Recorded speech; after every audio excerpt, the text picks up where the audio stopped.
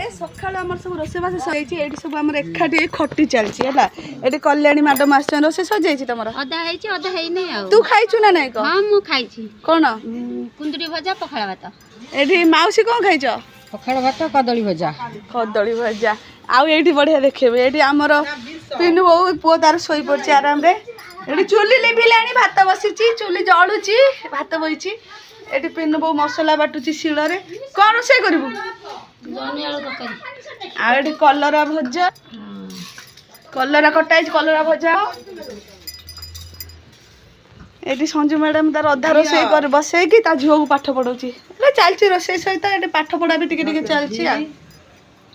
ଝିଅ ଝିଅ ଏଠି ଆଉ ଥାନପତି ଏଠି ତାଙ୍କର ସିଲେଇ ଚାଲିଛି। ସେ କଲେଜ ଯିବ ବୋଲି ରେଡି ହଉଛି।